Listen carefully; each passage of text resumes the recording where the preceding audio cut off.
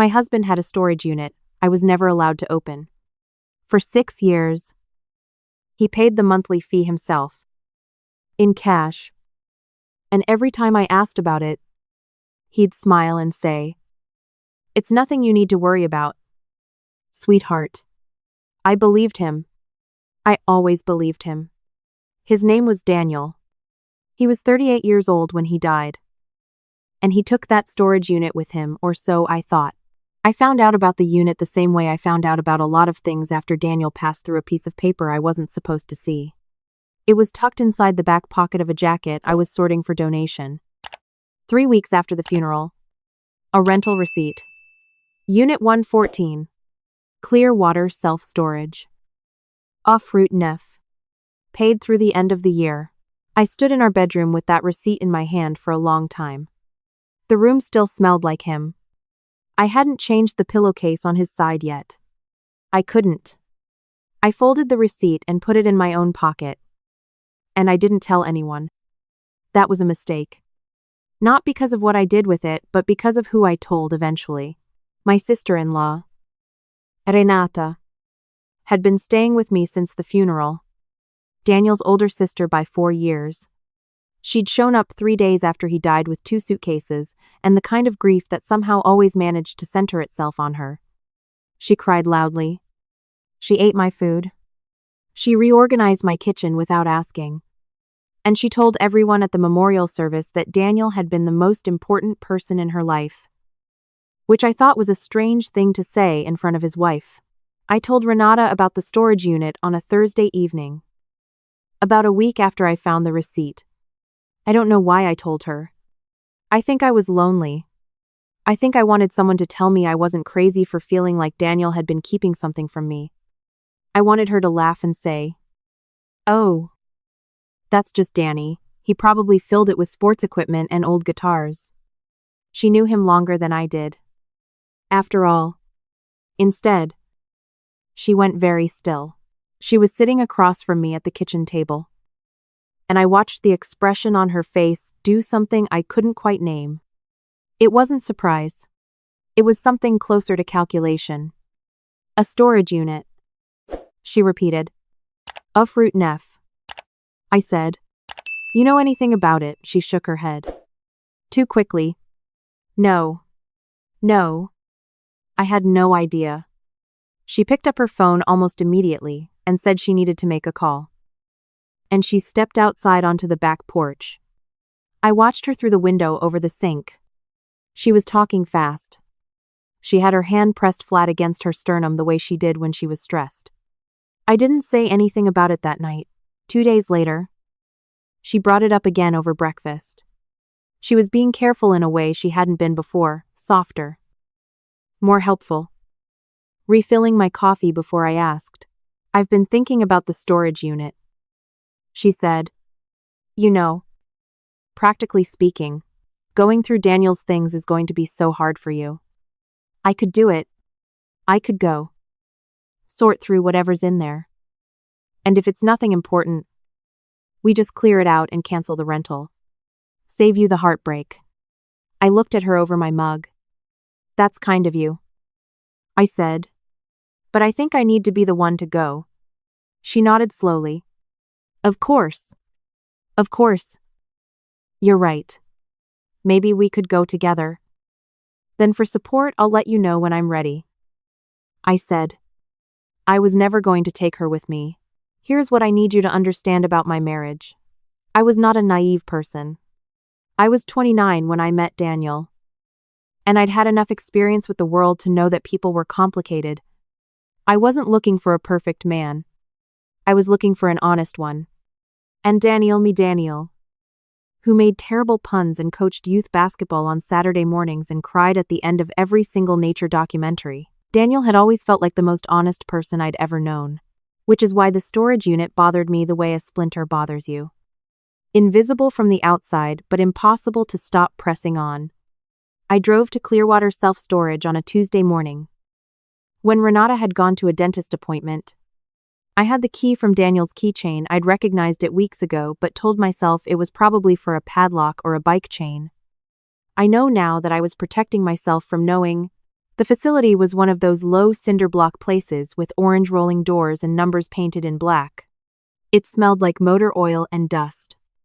A mockingbird was screaming somewhere in the oak trees at the edge of the parking lot. Unit 114 was at the far end of the second row. I stood in front of it for probably 2 full minutes before I put the key in the padlock. The door rolled up with a sound like a held breath releasing. It was not sports equipment. It was not old guitars. The unit was organized. That was the first thing I noticed, how meticulously organized it was for something that was supposed to be a secret. Metal shelving units along both walls. Bankers' boxes labeled in Daniel's handwriting. A folding table in the center with a laptop and a power strip and a small external hard drive. On the back wall, pinned to a corkboard, was a photograph of me that I didn't recognize me at what looked like a farmer's market. Laughing at something off camera. Oblivious. The photo was not recent. My hair was shorter. I must have been 24. 25. I sat down on the concrete floor because my legs stopped working. I opened the nearest banker's box. It was full of folders. Each folder had a tab. The tabs read like chapters in a story I didn't know I was living. Medical Daniel. Medical Ren. Legal Estate. Legal Trust. Financials 2019. Financials 2020. Financials 2021. Financials 2022. Financials 2023. I pulled the Medical Daniel folder first. The diagnosis was dated 14 months before his death. Stage 3. The treatment plan was in there too. But I already knew about that. We'd navigated it together. The chemo. The good weeks and the bad weeks. The one stretch in April where we thought it might actually be working. What I didn't know was that there had been a second opinion, and a third, and a fourth, at a specialist in Boston whose name I didn't recognize. All without telling me. All documented in this folder with the kind of neat thoroughness that meant he had spent real time here. In this unit. Organizing the worst months of his life into labeled folders so that I would be able to find them after he was gone. I sat on that floor for a long time. Then I opened Legal Trust. The trust document was 42 pages. I am not a lawyer and I had to read certain sections 3 times before I understood them. But the core of it was this. Daniel had spent the last 14 months of his life quietly, methodically protecting me. He had moved assets. He had structured things. The house was mine outright. There was a life insurance policy I hadn't known the full amount of.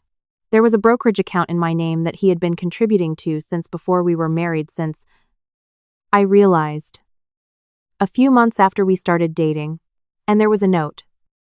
In an envelope, paper clipped to the front of the trust document. With my name on it in his handwriting. I want to tell you what the note said. But I also need to tell you what happened with Renata first. Because those two things are connected in a way I didn't fully understand until later. I drove home from the storage unit and I walked through the front door and Renata was sitting at my kitchen table with a man I didn't recognize. He was in his 50s. With a leather portfolio open in front of him. And he had the specific posture of a person who charges by the hour. Renata stood up. Nora. She said. And her voice had that careful softness again. I'm so glad you're back. This is a colleague of mine. He specializes in estate liquidation.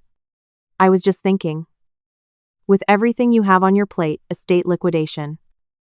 I repeated. It's just one option. She said quickly. I know the storage unit has been on your mind. And I thought, if there are assets there that need to be handled. I looked at the man with the portfolio.